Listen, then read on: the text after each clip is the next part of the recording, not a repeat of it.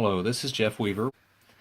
Today I'm going to show you how to make a proper Profibus connection on a couple of different style connectors. This is a standard DB9 connector, and then a field wireable, which I have taken apart here, and I'll show you piece by piece how to properly make this connection.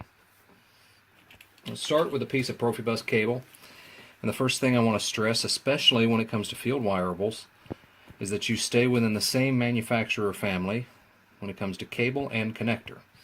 This is a Siemens cable, 6XV1 8300EH10, and it's a Siemens field wireable, an M12 connector, and that's a 6GK 1905 0EB00. Now the reason we stay the same in the same family has to do with something we'll cover later, and it really has to do with the diameter of the cable with regard to the shield ring. The stripping tool I'm going to use is a standard pair of wire cutters and strippers, a couple of screwdrivers, and this Siemens stripping tool,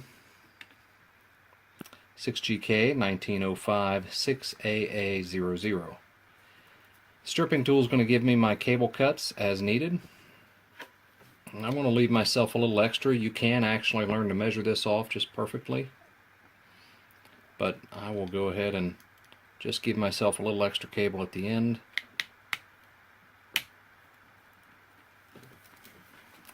And you're going to push those blades up till they're nice and snug,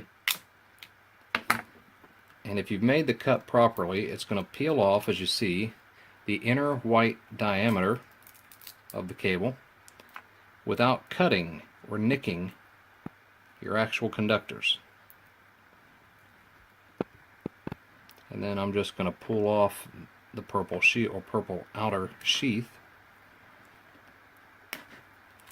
And what this is left is the shield perfectly intact, which in this particular cable the shield wraps all the way around. There are some where the shield is a separate conductor, but that doesn't work with these connectors. So we're going to use this guy, which is perfectly cut, and as you can see, we have our red and green conductors. So as far as the actual wiring, that part's pretty simple. So if I were going to use this with my field wireable, you can see the field wireable itself is color coded A1B1, A2B2, and also A green and red. So that's actually data line A for green, data line B for red. This silver plate is the shield plate. That shield plate is critical that this shield makes contact with the shield plate. What is also critical is that the purple jacket does not make contact with the shield plate. If the purple jacket touches the shield plate, then it's going to separate the shield from the actual shield plate, and we want good conductivity there. We also don't want the shield to move beyond the shield plate. We also do not want this purple jacket to be below the connector. And if you look closely within these connectors, you have little plastic vampire teeth.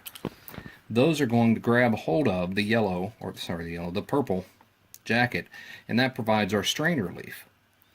So we don't want them below, because if it's below, we're going to get that wiggle and it's going to damage the cable over time. So this is the proper connection right here, and then we're simply going to strip back these conductors, because these are screw terminals, and then land them at A1B1.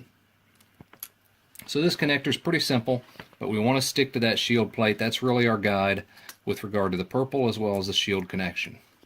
Stripping tool is excellent at leaving us exactly the length we need to match the shield plate. Now it also works with our field wireable. So I'm going to piece this field wireable together one by one. Now me personally, I like to cut the end pieces off to length from sight, but you can actually develop a standard length if you would like. So the bottom of the field wireable, so we're going to take the clamping screw first and slide that over, and actually the better way to do this is to and I did this for the video, I wanted to see that the field wireable also. The better way to do this is to assemble these pieces before you actually strip the cable. So you can see I'm catching a little bit of the shield there, which is a little less than ideal. Then I'm going to drop in the clamping basket, and you don't have to remember these names. And this is the sealing ring. Now these names are on a little instruction sheet that comes with these field wireables, so you're not blind when you get these guys, but nothing beats a video. So I'm going to put that guy inside the basket. And then the last piece that goes on is the shield ring. And again, I probably would have been better to not do this shield first, or this stripping first. This piece is really critical. The O-ring is listed on the instructions as a separate piece, but that typically is pre-assembled. And this guy eventually is going to go right into that spot, right up on the edge of the purple. What we're going to do is bring up our sealing ring so that we hold that guy in place where we want him. The shield, we want to fold every strand of this shield evenly, and it is important that it's even around the sealing ring. And the reason it's important is we don't want it to be gapped on any side. We want it to be even all the way across. Now notice there's a foil shield. We're not going to touch that foil shield. That foil shield needs to remain in place. The piece that we're working on is the braided shield, and that is the actual shield conductor. So what's going to happen is that shield is going to get smashed into this piece, which is called the coupling sleeve.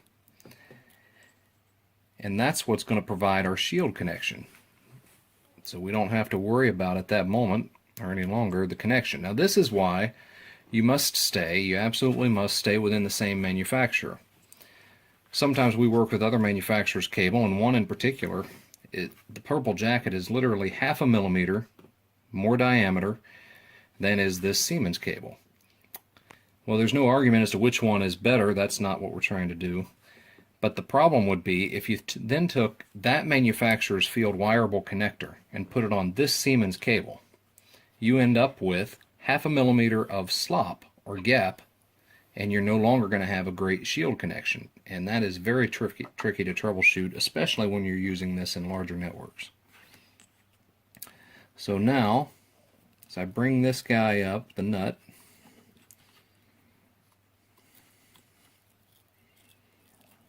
you can see, I kind of didn't do that the best. There we go. That's going to just insert right in there and seal on the O-ring, and we now have a firm seal between our shell, which is the coupling sleeve, and the shield ring. So now at this point I could start to screw this guy together, and I may give it a couple of turns, but I'm not going to go any farther yet, because the last piece of this is to actually land this, so this is the actual socket plug. Now if I go by the instructions, it actually tells me to leave these kind of long, actually longer than this even. And I don't personally like that because I find it smashes the conductors and they tend to crinkle up a little bit. So what I like to do is shorten these a little bit, which I'm going to do. And I'm just going to do a little gauge test for myself.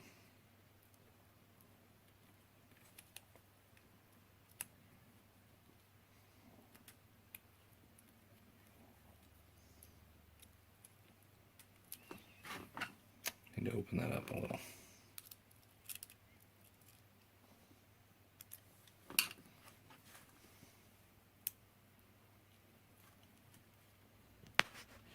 And you see if we left them at these lengths, they would definitely get smashed, and I would rather not put that kind of strain on the cable, the conductors. So I'm going to shorten that guy up quite a bit.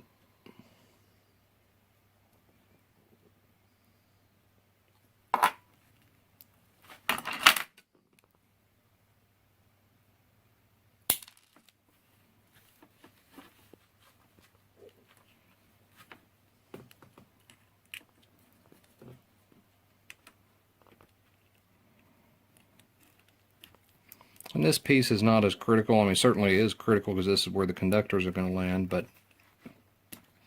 it's not as critical from the standpoint of it's not as knowledge specific as the actual shield conductors.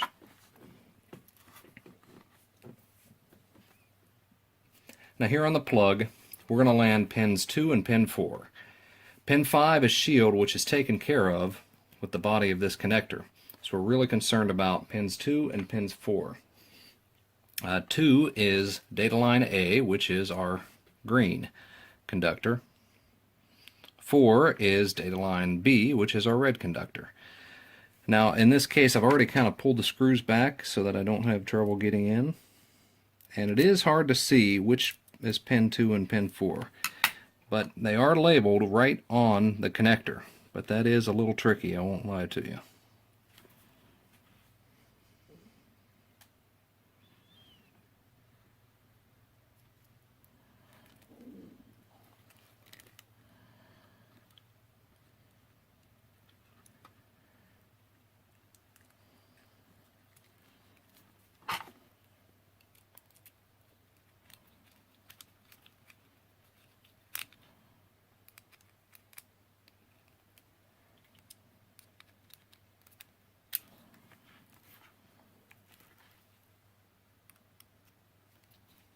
Now you may want to leave these conductors a little longer so you can see the connection a little better. It's a little easier to see, I'm sure, from my viewpoint than on camera. But those are now connected solidly, no conductor exposed. So now the final piece is to simply, this is a keyed connector. So we're going to line that guy up, and then I'm going to finish tightening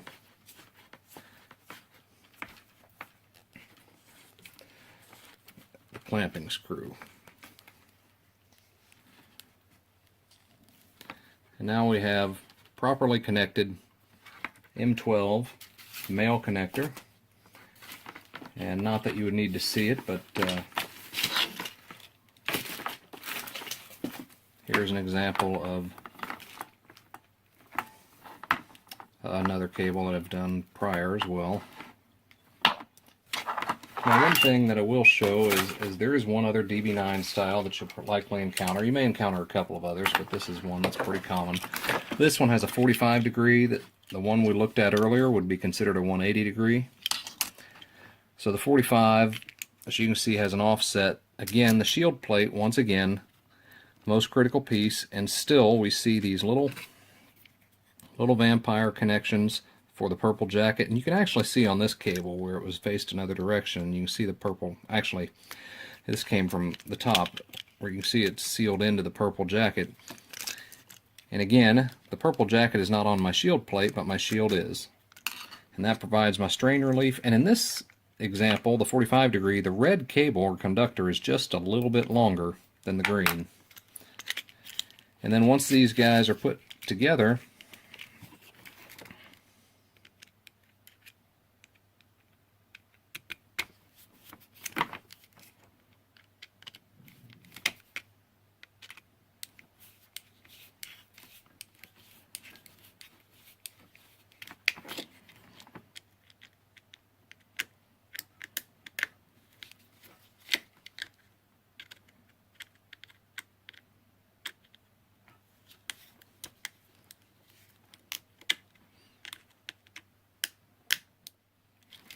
you can see how solid the connection is. One thing I want to point out when it comes to the DB9 style connectors, you're going to see an inbound and an outbound cable connection. If this is the beginning or the end of the network, the cable should be wired to the inbound connector. If you only see one cable in a DB9 connector, it should never be on the outbound. The reason being, this termination switch, when the terminator is thrown or on, it actually disconnects the outbound cable. So it's very important that you're on the inbound side. Now if you do have a full daisy chain where you're coming in and coming out, make sure that from the standpoint of the beginning of the network, which is typically your controller or even your Profibus card and a PC, that you want to come into each node on the inbound side and out on the outbound side. When you have Profibus issues, this termination switch is invaluable and isolating the network. So when I turn on the terminator, the outbound network is disconnected, and it gives me a whole network up to that point, at least theoretically, if the network is having problems on the back end. With the M12 connector, you don't have a terminator built in, not this connector anyway. So what you typically have with an M12 is that you're plugging into a node device that has an inbound and an outbound port. So in that instance, you're going to use the termination plug, which is actually a little M12 plug that will plug into the outbound port. And if you have to pick it up in the middle of the network for troubleshooting, you'll take that termination plug, you'll disconnect the outbound cable at that particular device, maybe in the middle of the network, plug in your termination plug, and that will give you a termination impedance at that point, and of course disconnect your outbound network in that moment. So that is it. Hopefully that clears up the illustration or the installation of your M12 field wireable as well as your DB9 field wireable.